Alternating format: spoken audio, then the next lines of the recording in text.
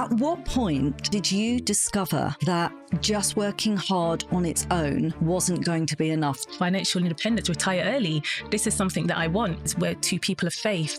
And so it will be terrible of us to not actually take those opportunities when they knock on our door. One relationship can matter more for your business than 100. There was a lot of learning. There was a steep learning curve. Hard work is what gets you going, but working smarter is what elevates you. Meet Mary and Ken. In this episode today, Mary and Ken will be talking to you about how they have built their business on the back of their blog, The Humble Penny. They now have an award-winning Sunday Times bestseller book. They've got their second book coming out, and they have a YouTube channel with over 100,000 subscribers. They've built the Financial Joy Academy, which is there to teach people how they can have financial freedom in their life. This is the episode for you if you're interested in understanding how you can build scale and build visibility while still delivering with purpose. Welcome to Don't Work Harder, the business show brought to you by Atomic, and I'm your host, Suman Randhawa. This is the show where we teach you how you can take huge leaps in your business, not just by working harder, but by working braver. Ken, Mary, lovely to see you both today. Thank you so much for coming in. Hey, Thank you for lovely having to us. meet you. Yeah, I'm looking forward to this conversation. So this is like quite the roll call. I'm going to read this because there's like quite a lot to mention here. Mortgage free by 34. So that was within 7 years. Sunday Times bestsellers. New book literally imminent at the point at which this episode's going out, and an impactful, purposeful business, which you guys have created with the Financial Joy Academy. All of this on the back of your own journey, your own lived experience, and then a blog and a YouTube channel. And as I was kind of going through everything, I was like, there is a clear theme here that these are two people who have always worked really hard to achieve what you've achieved. Then I thought about the name of the podcast. So I guess the question is, at what point, if any, did you discover that just working hard on its own wasn't going to be enough to achieve the success that you wanted for yourselves and for your family? Do you know what? I think we've always believed that hard work is what gets you going. Yeah. But working smarter is what elevates you. So it's almost like we work hard as a foundation. It's like the foundation of a house. But the wiring of that house, the pillars, that they require a different perspective.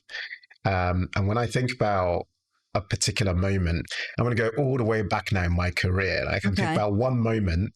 I used to work as a senior finance professional, managing a finance team for a business.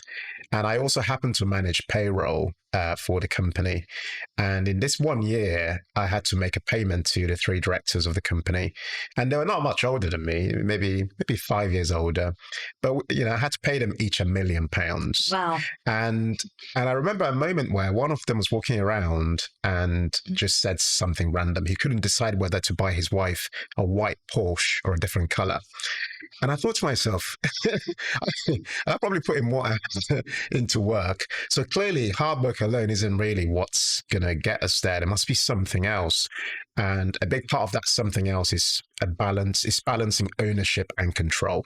So this is something that they had. So it then meant me thinking a bit differently about how Mary and I might approach wealth building. So, you know, asking for better remuneration, trying to negotiate other aspects like paid, you know, having my MBA, half of it paid for, just stuff like that. I began to operate in a different way.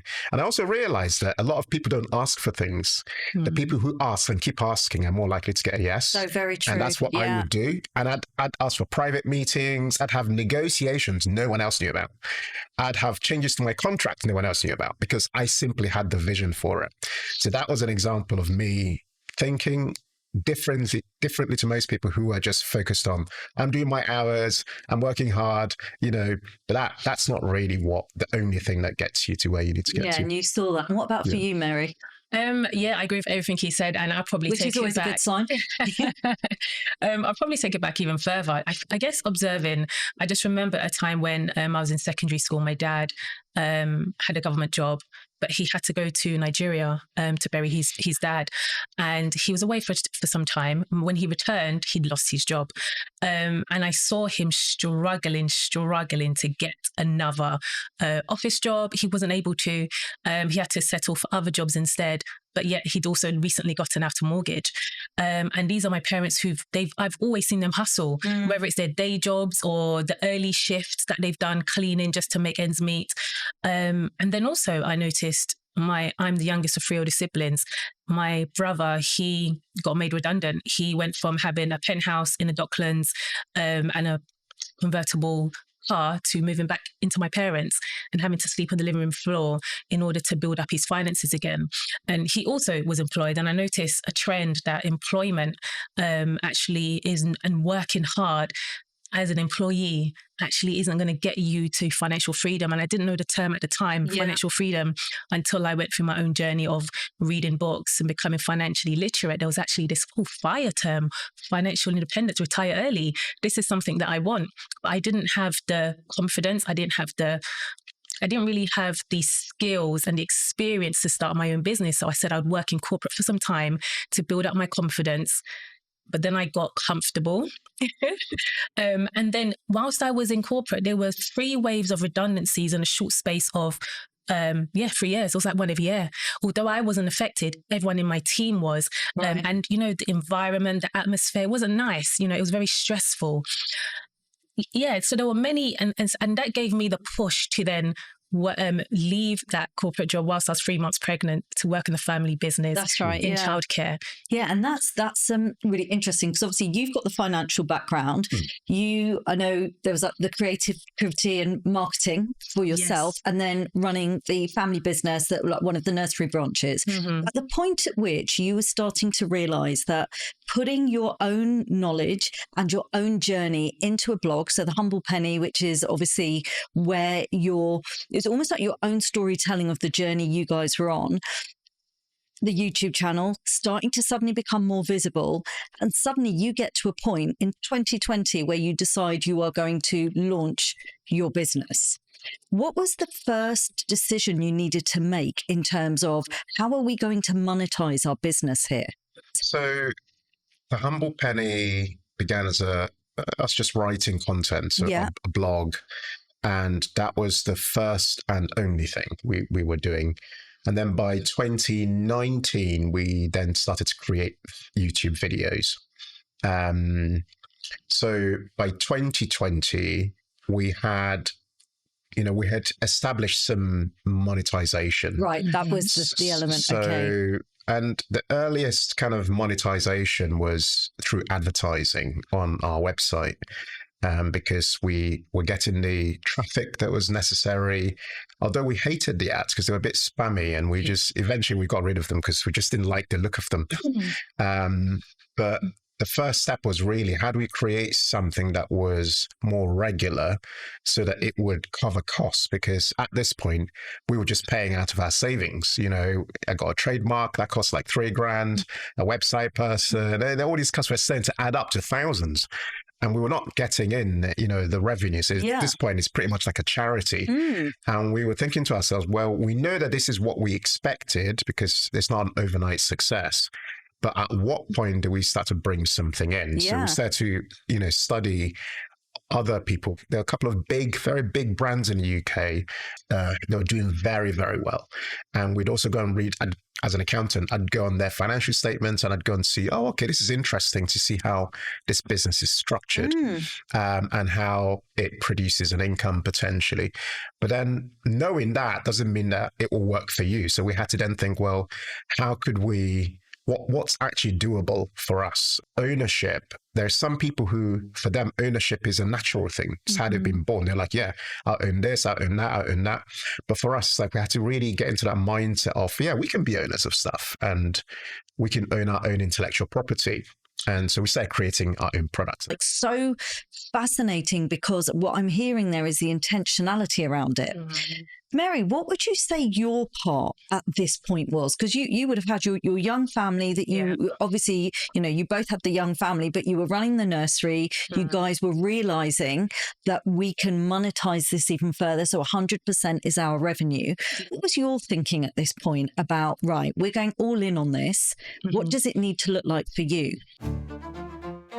This episode is sponsored by Videonary, the brand new video tool which is designed to help create business videos that feel simple and not stressful. With Videonary, you've got an all-in-one tool that will allow you to script, edit, plan, and even record all your videos in one place without the need for some huge big production setup. And if you're anything like me, video content can take me hours to produce. No longer needs to be the case. And if you want to be one of the first to access Videonary when it launches later this month, head to videonary.com to join the waitlist and for some early access bonuses. What was your thinking at this point about, right, we're going all in on this. What does it need to look like for you? For me, I thought it was a no-brainer. It was definitely something that I felt was needed and something that we saw based on the amount of people that would ask us for advice, mentorship and things like that in our community. Right. And I guess for me, it was being very, supportive, however way I could. And that meant he's got a very demanding job role. Which required him being in office for long hours. But then we also had this blog, this passion project, which required time to set up. There was a lot of learning. There was a steep learning curve because we'd never created a blog before. We had to learn how to post blogs and structure them on WordPress. And so it was just giving him the time to come home and shut the door for hours on end and just make sure that the boys were fine and, food was on the table and all of that. But also helping with the behind the scenes. So whether that was coming up with brainstorming ideas, topics, things that I felt would do well, creating images, posting them on Pinterest, basically anything I could do behind the scenes. But I think it's such a great combination because what that shows that in terms of the business you were building, you had the understanding of what the structure should look like in order to potentially replicate success, but obviously with the whole mission of kind of like purpose and really empowering people to have that financial freedom. But also, ultimately, it's got to be appealing. Yeah. People have to want to buy it. And this ties in really well to what I wanted to say is, what do you think it is about all of that combination that helped you build that trust? You've got to remember that trust is built in layers, right? Yeah. So at the very beginning, so going back to say 2017 to 2020, I'd say there are a number of really simple things that helped us to build trust. And the first is that we focused a lot on looking like we were a big brand before we became one. So like we spent a lot of time thinking about what are the colors we have for our branding, what energy does it evoke in people? So the colors we use represent wisdom. It actually came from the National Geographic. So we thought about that level of detail, and when people come to the site, what's their user experience? But then because we had all these little elements, we also had homely elements, like we had just photos of us with our children, things of us on holiday, because we wanted people to feel like they could connect to us, they could relate to us. Yeah.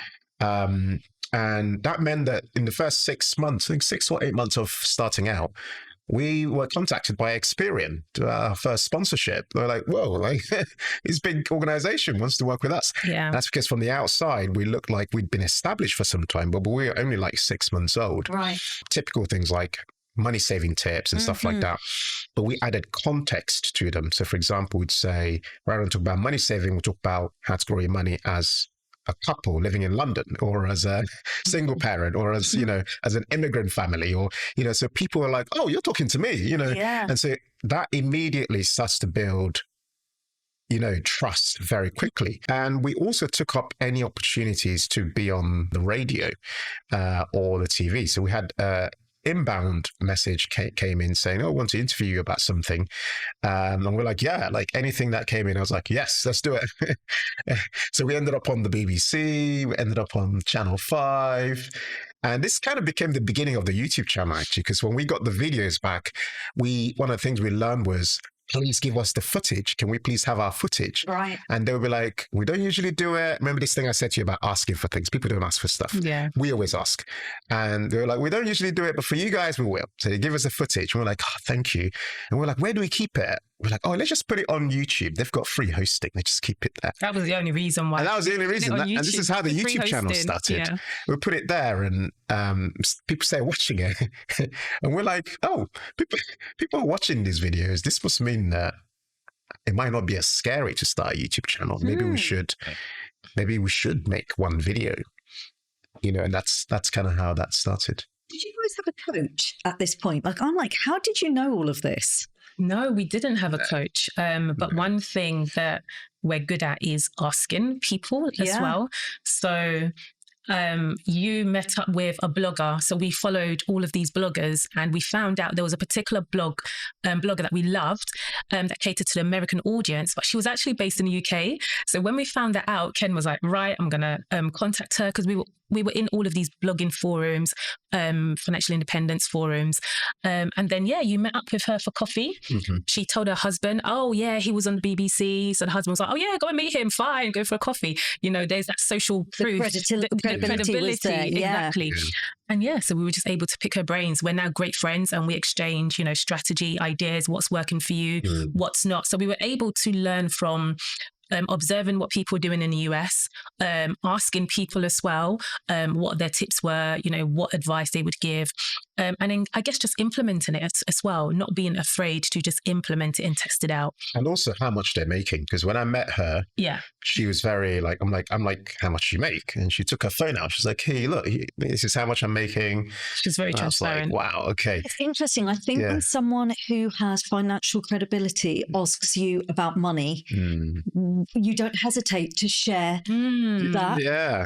So I feel like that's really interesting that you were able to meet somebody who was willing to share, but also that they felt that they could trust you enough. Yeah. How have you got in, like, as your business has evolved, you're obviously getting in bigger and bigger rooms. What do you think has helped that? Like, how does that shift now? Because when we're starting out, we have to have faith. But when the business is established, you've got to keep at that peer group level. What's been useful for you guys? I think for us, it's the mindset. Also having an abundance mindset and a scarcity one, because we are more than capable of being in these rooms. We're deserving to be in these rooms. And one thing that you always say is take your space, take your place, and actually believe that you are qualified and your voice matters and you have experience and people want to, and they'd love to hear from you. So I guess it was definitely that mindset shift, especially for me, because sometimes I can suffer from imposter syndrome, or wanting to, And so it's telling myself, actually stop self-sabotaging here. This is an opportunity. It's almost like we see it also as a calling, as we're two people of faith. And so it will be terrible of us to not actually, take those opportunities when they knock on our door. So yeah, for me, I guess it's a mindset. Yeah, I think there's also an aspect of building the right relationships. So one thing I've learned over time is that one relationship can matter more for your business than 100 relationships. And the thing is, you don't usually know which one that is. Yeah. So what you have to do then is just be deliberate about nurturing relationships, not for selfish gain, but because it actually matters. So we start with the blog, the YouTube channel. You build the business, your first book. At what point did that come through? So let's talk about that first. And then I'd love to know, like, kind of for you, what are the revenue streams that come into your business? So if we could explore that would be brilliant. Yes, I guess how the book came about was, I guess you said how we started our YouTube channel. It was kind of accidental. And then we realized actually there's a big opportunity here. And from posting YouTube videos twice a week. At one point, it was twice a week, and then we went down to once a week. We got approached by a publisher. Yeah. And remember, we had actually been thinking about writing a book at the time when we got approached by a publisher. It was amazing timing, actually. We actually thought it was spam because we hadn't heard of the imprint before. But after doing a bit of research, we realized actually this is very legit. So yeah, we then replied to the email, and she said, you know, guys, I love what you do on your YouTube channel. I'd love to help you turn it into a book. And yeah, that's how it started. Book. Having, like, I mean, I don't always get to sit down with people where I've personally read the book. I should have brought it in for you guys to sign it, but it's a very, very detailed book. So at that stage in your business, how much of your time was that taking alongside setting up the Financial Joy Academy? So, okay, well, the book in question we're talking about is Financial Joy. That's right, Financial Joy, which became a Sunday Times bestseller. Yes. First, actually, worth mentioning, Mary and I are the first Black couple in the UK to do that, which is a huge thing for us. Now, how much time was that taking? Basically, all the time. And there's a family here as well at the same time. You've got two boys. So what people don't realize with writing a book is there's a huge opportunity cost to writing a book because number one, it's taking up all your time. So, you know, and I say all your time, I'm talking like hours in a day, maybe like 6 hours, sometimes 10 hours. You know, it varies, right? Because you're in the thick of it. You're researching, you're discussing, you're writing. It was very difficult, extremely difficult. It's like a whole 1 year project is how I look at it. And of course, with that, there's a opportunity cost, like I mentioned, because you can't take on work because you're working on the book. You've got a commitment because you've got a publisher. Exactly. So it's not just your timeline, it's someone else's. You've got real deadlines. Okay. So it's a real full-on process. Yeah. But it's been worth it, you know, publishing a book. I mean, I never thought I'd become an author. Yeah. You know, like, and an author with my wife. It's just like, you know, it's like you couldn't make it up. It's like a dream, you know. Yeah. So where did that fit into the funnel? Like when you guys were thinking about this then, so the platform that you have, which is for teaching, did the book connect with your platform of bringing communities together? So I'd love to hear a little bit about what that model looks like. So when we began the Humble Penny's tagline is create financial joy. Yeah. That's always been the vision, right?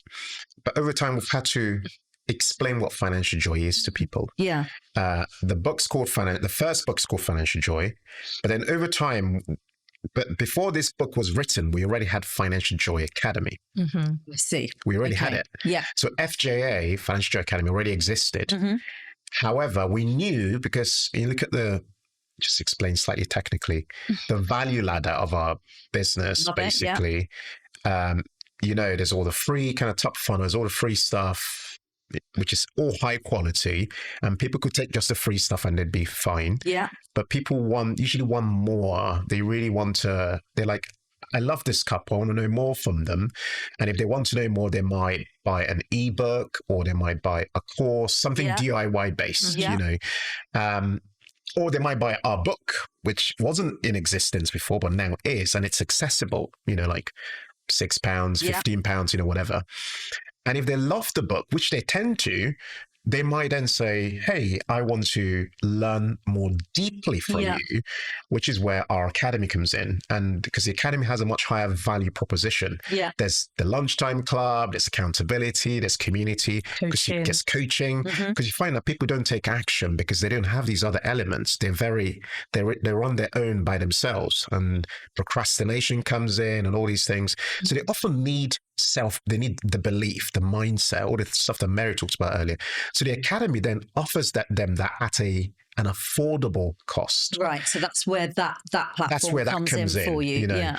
And then beyond that, they might want to work with us one-to-one. Yeah. Because some people are like, hey, I've read your book, I'm in your academy, but I actually want you guys one-to-one. I want to sit with you and I want to show you everything I'm going through, my pension plan, my investing. I'm afraid to invest. I want to overcome this. I'm in a lot of debt. I don't want to talk about it in the academy. I want to talk to you about it one-to-one, you know, stuff like that. And that's where they might say, hey, I want to work with you one-to-one. They might book that if they want. Like take Financial Joy Academy. A big reason we created that is people want coaching, but they can't afford it. Yeah. So we're like, how do we make it affordable? How do we make it like the cost of your takeaway? And that's where that comes in. Because we're like, how can I give you something whereby the value is like at least 10 times what you're paying, but you're like, oh gosh, I only paid like £1 a day or £1.20 a day, and I can access it. So that way we wanted accessibility, because not everybody can afford our time, so that way people who can't afford it can go, actually, I can get this one because I still get access to them. Yeah. But, it's not costing me, a lot, like one-to-one time. And just to quickly add to that, also in the book, you might have noticed we mentioned quite a few times that we have an academy. We talk about the people in our academy. Lots of downloads in there, yeah. Yes, that we refer to as our dream makers, who are also included in some of our case studies. So it gets referenced. It gets referenced. Yeah. I'm now thinking it didn't get referenced enough after reading some American books, and they're very direct. They're very direct. So very true, and they probably say within on each page or chapter, join my academy or join my coaching. Rich Dad, Poor Dad, even Atomic Habits, all the way through. It's like how you can. Yeah. You're right. But You're right. We were quite subtle. We wanted to have that balance, I guess. But we do mention Financial Joy Academy, so people who read a book may want that naturally progression towards getting closer to Ken and Mary, like you said. Yeah. Time. I'm like hearing all of this, and I'm like seeing the energy, feeling the energy, and I'm like, how are you managing all of this and running a family? Because that's one of the advantages of scale, is you can reach lots of people at one time. Yes. How much of the business requires you? And have you started to build a team that delivers alongside you? Our team are mostly behind the scenes. Yeah. They don't deliver alongside us. Okay. At the moment, we're still very much us front facing, and because there's two of us, we kind of just share stuff between ourselves, and then stuff that we don't do, the team kind of handle. And the team is very small, and we're using more AI for stuff, to help us out with our distribution strategy, to kind of do more heavy lifting. So do you guys see yourself kind of, as you think about the model going forwards, getting other coaches to deliver within the academy? Because you are the faces of the business. So I always wonder, like, how would that work as you scale forwards? We have guests. So we have people who deliver as external guests within the academy. And that works well.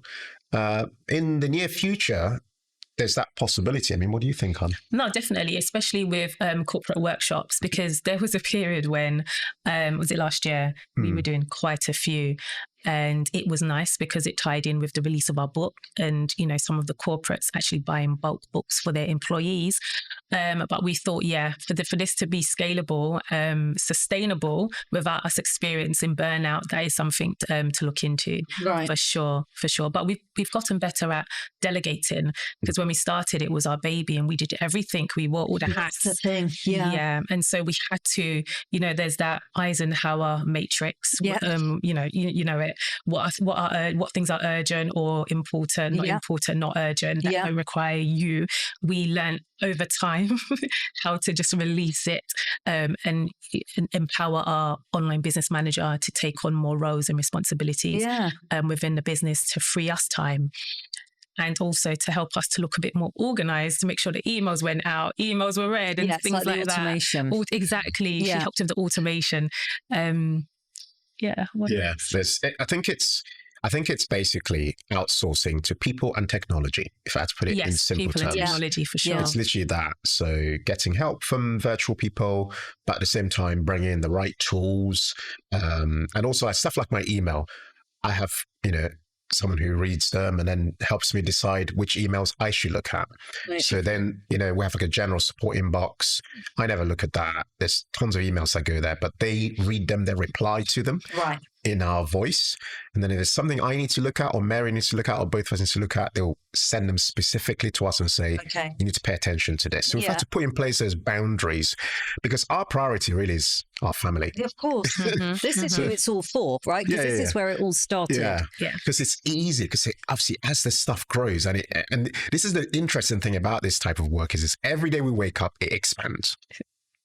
Like every day, you wake up, it's bigger, bigger, bigger, bigger, bigger. It never gets smaller. It's never smaller. It's always like, that's happened. That, like, literally every day. Like, that's happened. That's happened. That's happened. You've won this award. You've done this. You've been here. Like every day without fail, 365 days a year. There's always something. There's always expansion. So you have to think, well,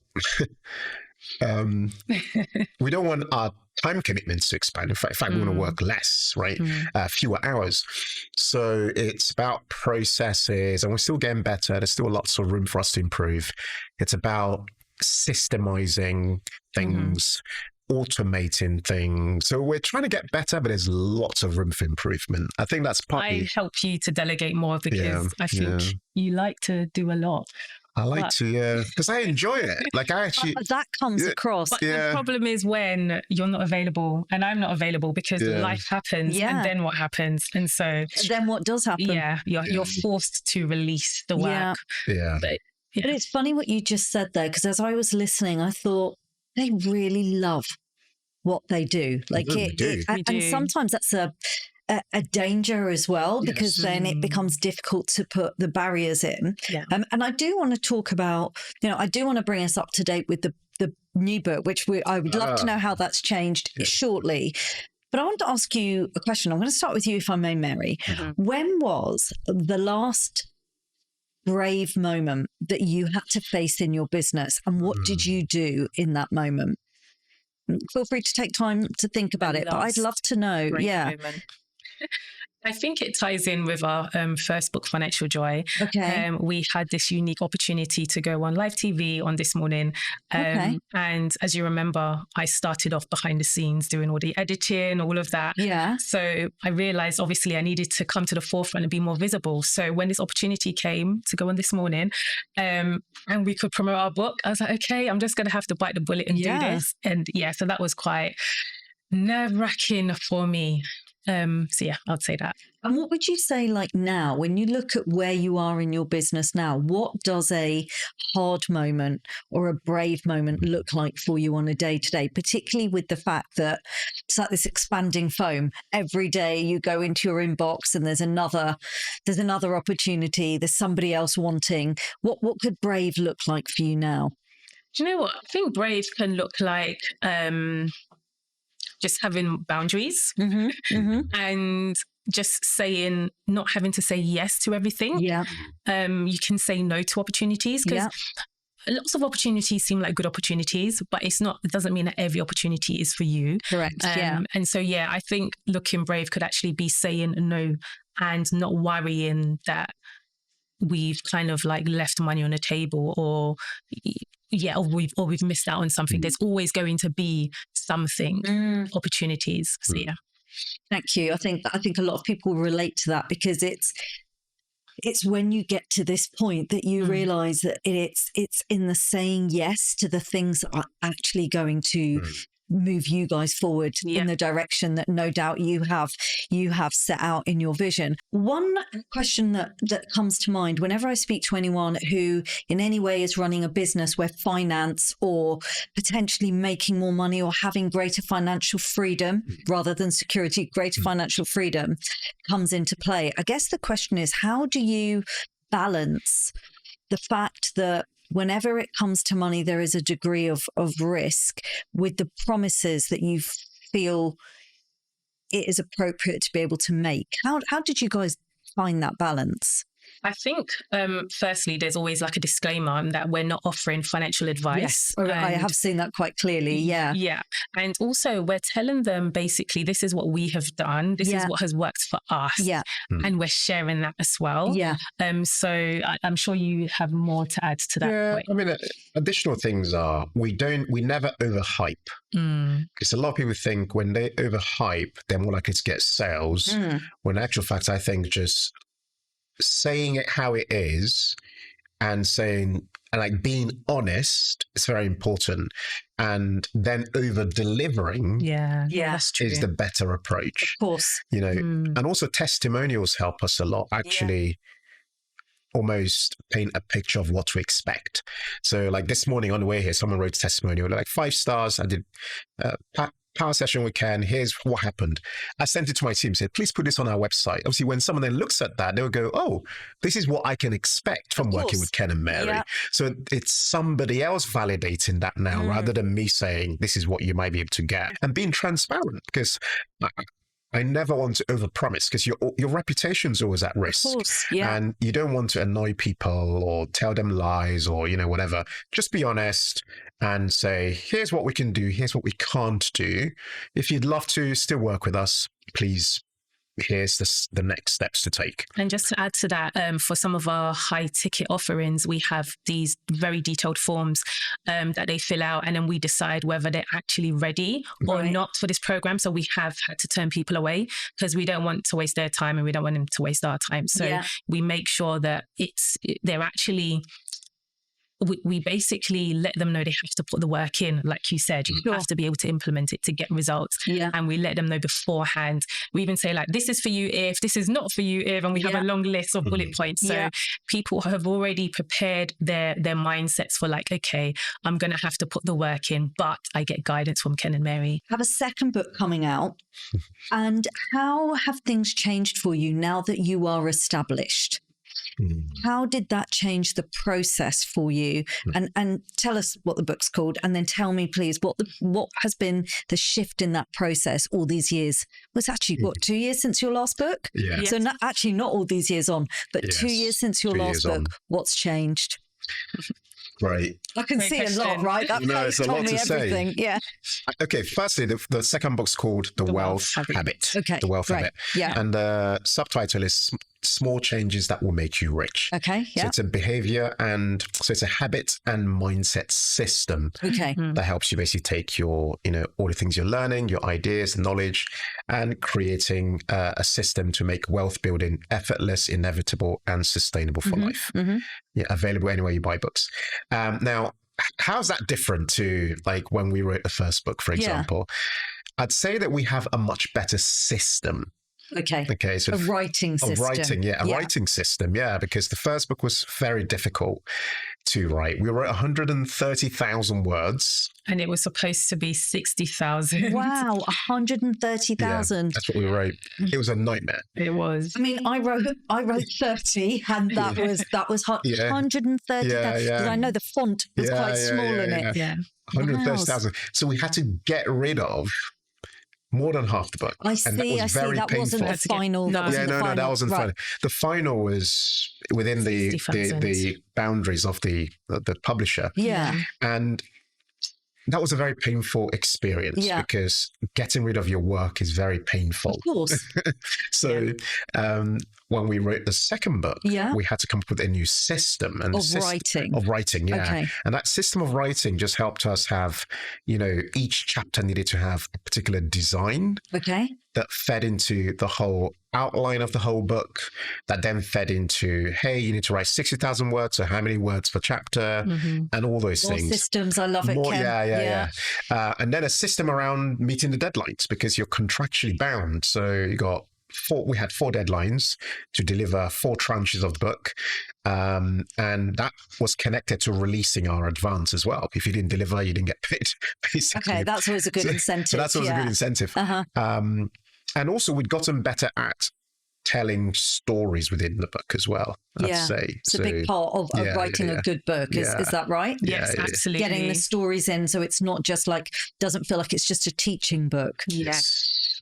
Okay. And also stories that were more global, because we wanted the second book to have a more global feel so that it can appeal to countries all over the world. So we have case studies from people all over the world. But also, just to add to the systems as well, we made sure, like with Financial Joy, there was a big gap between the UK release and the US release.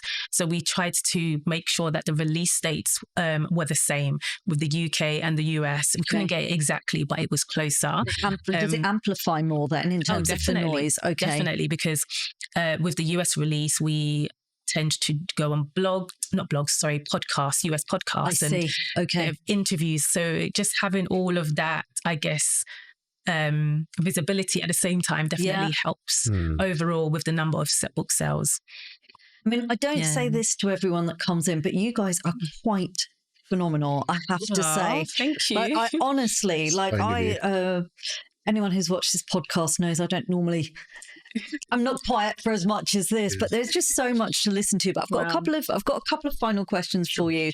Like, I've absolutely loved and been fascinated listening to how you've built your business. So there's two things that we'd love to close with. I really appreciate all you've shared. So we do something called an atomic clock. It's 60 seconds on the clock. And it's a question this one has actually been specifically sent in by someone, and I will name check her in a second. But it's where we get to talk about your area of expertise. So I'll ask the question. You can take a couple of seconds to think about it, and then we've got 60 seconds. So are you up for this? Okay, great. So it's from Anita Popat. So Anita, thank you for sending this in. So this is a question that Anita asked. She knew what industry you worked in, but she didn't know exactly who this was for. She said, apart from the usual numbers that we're supposed to track, and she's probably talking about business, but I think this is in our financial, in our financial health for our lives as well. Are there any less common numbers that get overlooked that could be beneficial? You up for answering this? Yeah. Okay. Go on then. Ooh. All right. 60 seconds. I'm going to start the clock now. Oh gosh. I'd say 30-30. Is that 30 seconds? Yeah, 30 seconds. Go for it. I'd say, numbers would be to automate your investments, because that helps you to be consistent. Yeah, you're removing away any friction or wanting to skip a week or a month because it's been a difficult month. It helps you to, budget better. So yeah, automate your investing. Just add to that real quick. So I'd say when you think about investing, aim for around 80% of your investments to be in a globally diversified fund, around 10 to 15% in something that's thematic, so like sustainability, AI, anything you have of interest, and then around 5%, whatever's left, to be specifically. So for example, unusual opportunities, like the stock market suddenly fell, you might want to take advantage of something in that happens. So that way you're guaranteeing that your wealth actually increases. And if I may just add one more real quick, is anything you spend 2 hours per day doing is equivalent to you spending 1 month in a year doing it. So if you spend 2 hours per day on TikTok, it's like spending all of February in 12 months just on TikTok. And, just process that for a minute. It's like if you spend 2 hours per day on your business doing one specific thing, it's like you dedicating a whole month in a year also to that one thing in one whole year. So whenever I share that with people, it suddenly opens up their eyes to, wow, how insignificant 2 hours per day is, but how material it becomes when you look at it over the time. And then you think about the compounding effect of that. It's massive. And sorry, just to quickly add to that as well, I would say to track your sleep score. So health is wealth. There's no point in trying to work towards financial independence and then you're not able to enjoy it because of your health. So sleep is very important. Yeah, track your sleep score. I mean, it was definitely about 2 minutes, but I have to say, wisdom from Ken and Mary, it was worth it for 2 minutes. Right. Oh, thank you both so much. I've thoroughly enjoyed listening to you. Final question. Maybe we can share this between you. What are you, we love to ask this. What are you watching, listening to, and reading right now? Either joint or you can share it between you. I'm watching Race Across the World. That's on BBC. That does look very good. It's really good. That's come up recently. Oh, okay. Listening to. I'm listening to. What are you listening to? You, Mary, is probably the answer. Sorry. Yeah, good answer. What we're listening to at the moment? A book called "You Have a Brain" by Ben Carson. It's on my Audible. Lovely. Yeah. And then what was the last one? We said reading. Is anybody reading anything at the moment? Yes, I'm reading a book called "The Greatest Story Ever Told" by Bear Grylls. Yes, amazing. Yeah. And I am reading The Wealth Habit. We've got it back, so we're proofreading, making sure there's no mistakes. And good answer. Lovely. Thank you both so much. Thoroughly enjoyed speaking to you. Thank you. This is fun. Thank you so much. Wow, what a phenomenal couple. You really got to see the partnership there. So you've got, how many people can say that they download company reports to look at the models of a business before they built one? And you can see how intentional Ken is with everything that they are doing in their business, yet without Mary's understanding of the marketing, the audience, researching the topics that are of interest to people. I don't think you would have got that same result. So they're a fantastic partnership to watch in action. And it was fascinating listening to how much process is a part of the scale that they're achieving in their business, but also comes up again the big ask: leverage and having the confidence to ask the question, because if you don't ask, you're not going to know what the answer is, but also recognizing that there has to be leverage. You need to demonstrate to somebody what's in it for them. And, that reminder of what joy feels like in business. Every day they wake up and the only thing that's happening is opportunities are just expanding. Yeah. Mary very clearly spoke about how being brave is actually having to say no more often, because just because your opportunities are expanding, it doesn't mean that your time is. So yeah, a fascinating listen for me on the other side of the sofa. I'd love to know what you thought of the episode as well. Thanks so much for listening to Don't Work Harder. If you enjoyed the episode, please subscribe and share. This show has been brought to you by Atomic, the home of epic business growth. Head to our website at atomic.site to hear more about our business programs and epic events.